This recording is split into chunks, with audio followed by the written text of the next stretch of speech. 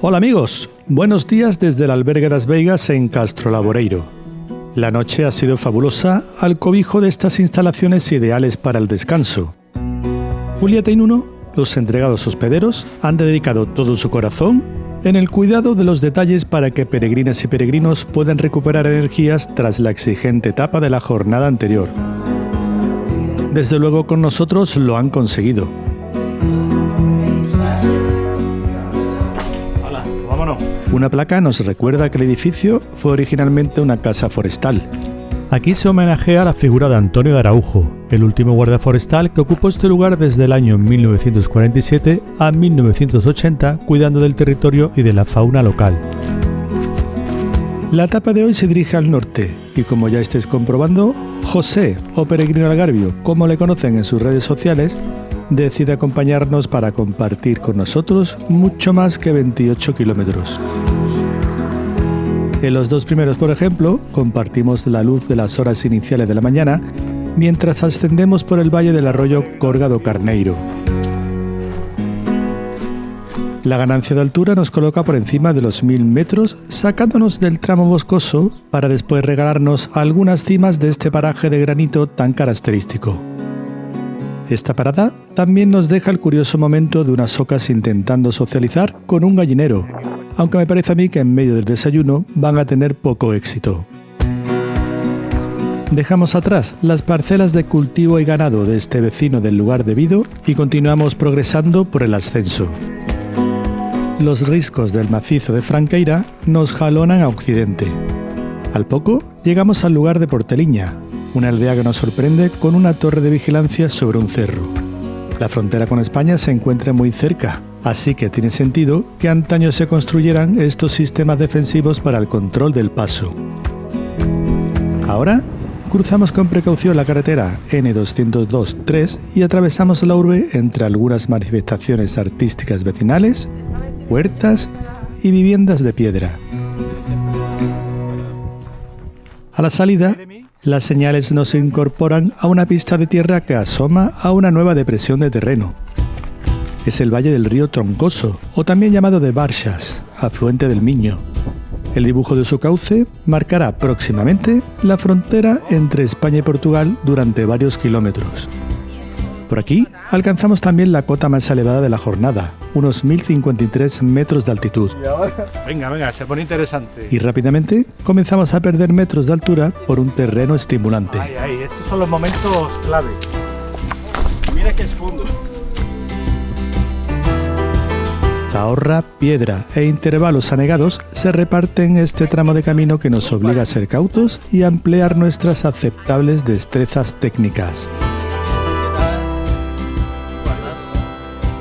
Hemos estado a punto de pisarte.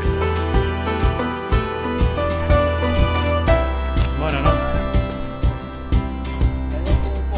El río Troncoso nace en la Sierra de Laboreiro, muy cerca de aquí. De hecho, no vamos a tardar demasiado en toparnos con su cauce. Digo,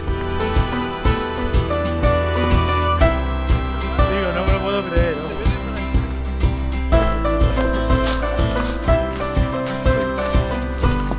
Vadear el río marca un hito simbólico, pues sin darnos cuenta pasamos de Portugal a España.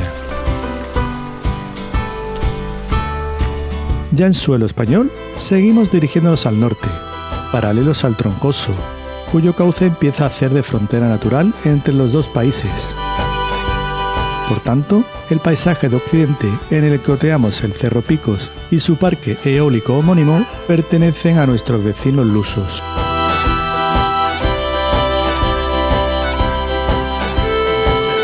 El camino vuelve a ponernos en algún apuro, sacando a relucir nuestras habilidades. Al tratarse de un terreno montañoso escarpado, es posible encontrar firmes serpenteantes fracturados de piedra o embarrados por los aportes de los arroyos que bajan por las laderas.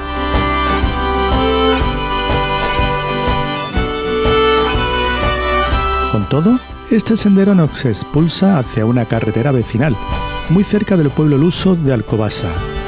El ajetreo de este tramo parece que ha tenido alguna consecuencia. Que me duele. Está mal del collamen. Que no puedo girar.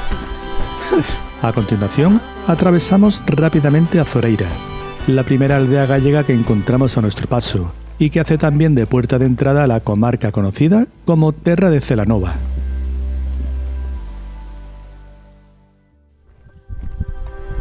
Los siguientes 6 kilómetros de recorrido los realizaremos por esta pista local de asfalto que irá perfilando a media altura los barrancos y laderas de la orografía. Físicamente, todavía nos encontramos en la Sierra de Laboreiro, aunque en un concello diferente, el de Padrenda. Creo que vamos a pasar allí. A poniente, enfrentado a esos perfiles, las elevaciones de la raya portuguesa, donde se dispersan pequeñas aldeas pertenecientes al concello de Melgaço. Justo en las orillas de esta pista advertimos los estragos del fuego, un protagonista voraz cuya sombra acecha sobre nosotros. Por suerte, los alicientes del paisaje nos mantienen distraídos, abriéndonos nuevas posibilidades de avistamiento, como la aldea de La Pela, en la que observamos la presencia de un cruceiro. También desde aquí dominamos mucho mejor el Cerro Picos y su parque eólico homónimo, que recorre la cadena montañosa de la raya portuguesa, último escalón de la sierra antes de que el terreno se desplome hacia el Valle del Miño. A continuación, ganamos un poco de altura por el monte Coto Frachado para luego empezar a perderla rápidamente mientras cresteamos entre dos valles. El camino terminará por orientarse hacia el situado más al este, dominado por el arroyo Corga das Pereiras. Sobre las faldas de este valle se emplaza la localidad de Monterredondo, donde todavía perdura algún elemento etnográfico con simbología que recuerda una etapa negra de la historia reciente española.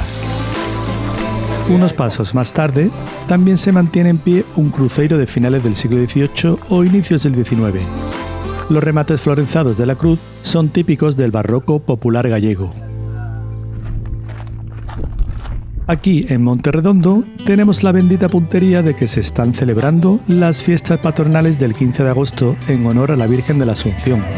Y llegamos a caer en la hora del almuerzo, justo cuando un pasacalles empieza a anunciar que muy pronto dará comienzo la gran churrascada popular para vecinos, colaboradores y, en nuestro caso, también para peregrinos. Porque, a decir verdad, no pasó ni un minuto nuestra llegada en que no recibiéramos una calurosa hospitalidad. Asados de todo tipo, pan de hogaza, empanadas gallegas, vino de la comarca y la sonrisa inagotable de nuestras anfitrionas nos hicieron vivir uno de esos momentos que convierten el Camino de Santiago en algo mágico. Nos vamos a poner como el Kiko, chicos. Especial mención a Teresa y a Pepita, dos ángeles en forma de vecinas que de alguna forma nos integraron en este festejo de unas 500 personas que hizo de corazón social de Monterredondo.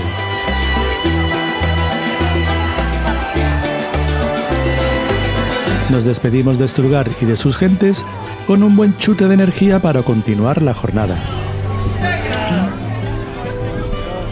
Alcanzamos el Miño. A la salida de la localidad, abandonamos el asfalto para encarar un sendero que asciende por las vertientes orientales del monte Bustelo. Es un ascenso exigente, que no es lo mejor para hacer la digestión, pero al menos nos libra un buen rato del asfalto.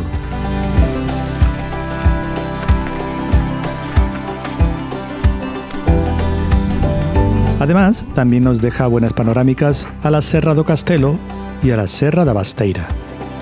Las localidades de Gorgua y Esmoriz se adivinan escalando por sus faldas. En cambio, otras aldeas como Vilar o Grixó coronan las crestas más próximas a nosotros. A continuación, realizamos un pronunciado descenso por pista forestal hasta llegar a un área de descanso. Buen momento para tomar aire y reponer líquidos. Justo al lado se encuentra el pequeño cerro del Monte de San Miguel. Merece la pena el esfuerzo de subir su corto repecho para visitar su capilla homónima. El edificio es una sencilla construcción barroca rural del siglo XVIII hecha con sillares irregulares de granito. El interior alberga una imagen del patrón al que se dedica el templo y otra de un Cristo crucificado. Otro de los atractivos de llegar hasta aquí arriba consiste en disfrutar de un estupendo mirador natural. En días despejados se dominan las extensiones que se citan en el siguiente dicho popular: 2 naciones, en referencia a España y Portugal, 3 provincias, Ourense y Pontevedra en el lado español y Viana do Castelo por la parte lusa. Y finalmente 10 concellos, Adrenda, Pontevedra y Cortegada entre los gallegos y los de Melgaço y Monção entre los portugueses. Reanudamos la marcha descendiendo por la cara norte del monte de San Miguel. Esto nos colocará rápidamente en el lugar de Ascantes primero, para luego alcanzar metros más tarde el de San Amaro. En este último aprovechamos la presencia de una cafetería para avituallarnos, aunque casi nos dejamos contagiar por la pereza de un habitante. Ya nos vamos, hijo, ya nos vamos. Miau, nada. Volvemos a ponernos en marcha por las calles de San Amaro para luego pasar por las instalaciones de las piscinas municipales de Padrenda. Pinos y eucaliptos cobijan esta cómoda pista de asfalto que llanea unos cientos de metros.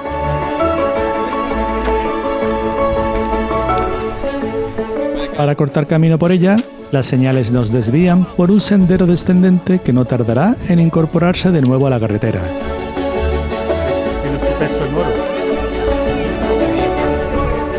Esta vía es la que los vecinos suelen utilizar para realizar la romería que se celebra aquí, cada 2 de febrero, en honor a la Virgen de las Candelas. La patrona preside la hornacina de la fachada principal de la capilla de Aportela.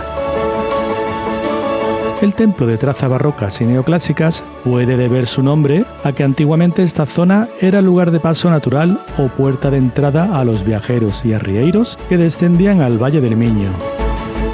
Rodeando el edificio se observan algunas modificaciones sufridas a lo largo del tiempo, la última de ellas en 1987.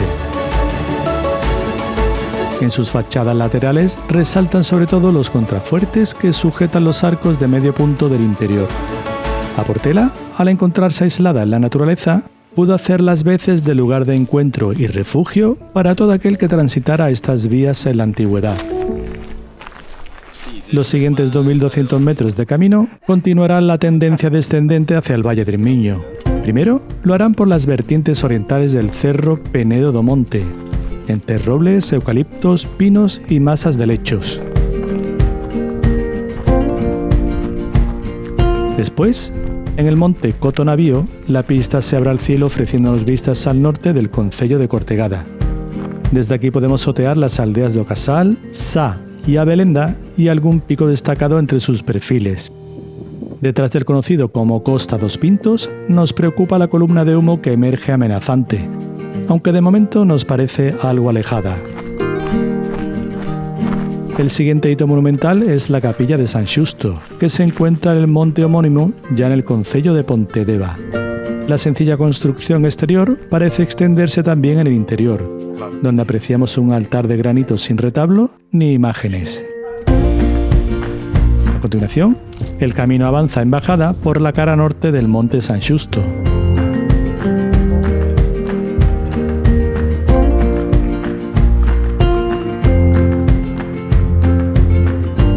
Tras unos 500 metros por la pista forestal, alcanzamos el polígono industrial de Trado.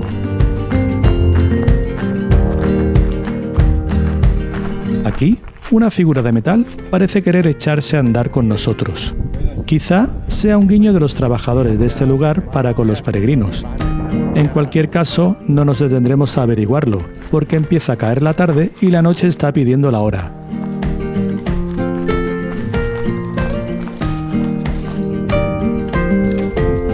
Al poco, la carretera de Baliño por un lado y la OU 801 por el otro nos llevan al puente sobre el río Deva.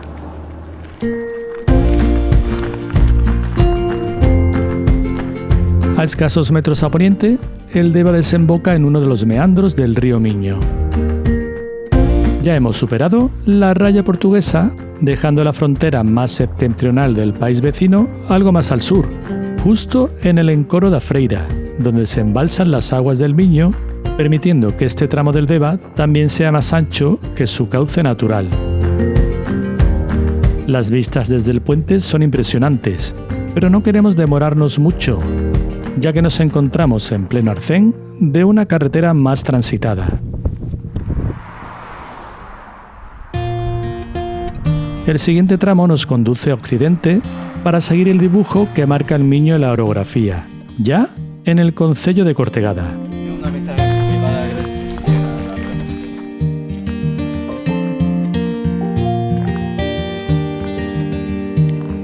En principio no seremos conscientes de la presencia del río, ya que las señales nos introducen en las angosturas de las faldas meridionales del monte Opino.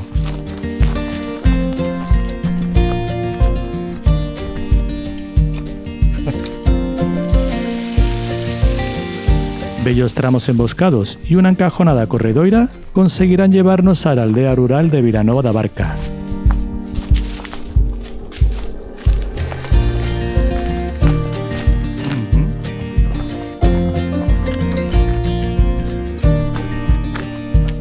El lugar parece uno de esos anclados en el tiempo, aunque encontramos algunas reformas, como la de la capilla de Vilanova da Barca, que nos dice que la aldea evoluciona.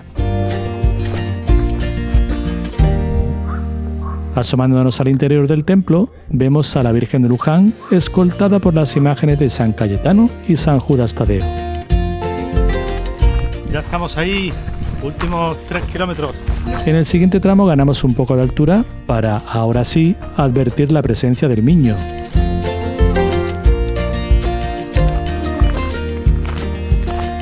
Son los últimos 3 kilómetros de etapa y son preciosos, pero a decir verdad, dadas las horas del día, se nos atragantan un poco.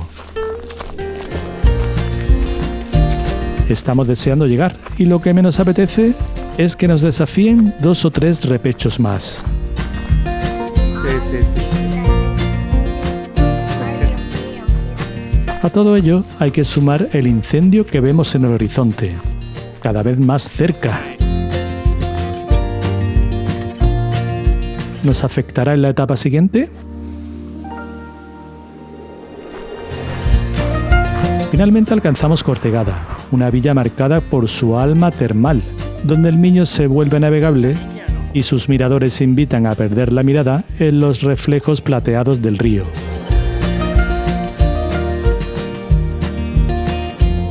Seguro que Peregrino Algarvio no esperaba llegar a estas horas al alojamiento, pero se le ve feliz.